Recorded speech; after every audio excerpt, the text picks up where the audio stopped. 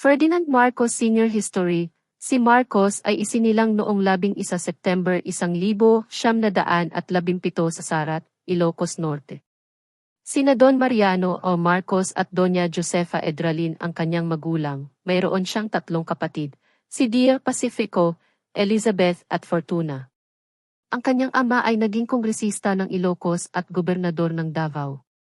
Si Doña Josefa naman ay isang dating guro sa kanilang bayan. 5 taong gulang lamang siya nang pumasok sa elementarya sa Sarat Central School.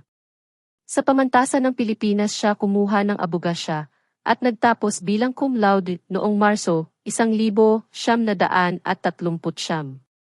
Siya ay iskolar sa buong panahon ng kanyang pag-aaral sa pamantasan ng Pilipinas at naging kilala siya sa campus dahil sa sinasabing kahusayan sa debat at pagtatalumpati at maging sa larangan ng palakasan tulad ng swimming, boxing, at wrestling ay kilala siya. Nagsulat din siya sa Philippines Collegian, ang opisyal na pahayagan ng pamantasan ng Pilipinas. Nag-review noon si Ferdinand para sa bar exams nang matalo ang kanyang ama sa muli nitong pagtakbo bilang kongresista. Ang tumalo ditong si Julio Nalundasan ay binaril at namatay pagkatapos ng halalan.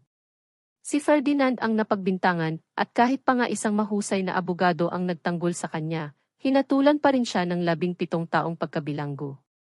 Nasa loob siya ng kulungan ng maging top-notcher sa bar exams at nang maging ganap na abogado ay hiniling niya sa kataas-taasang hukuman na payagan siyang ipagtanggol ang sarili sa kasong ibinintang sa kanya at pinayagan siya ng Korte Suprema at mapawalang sala.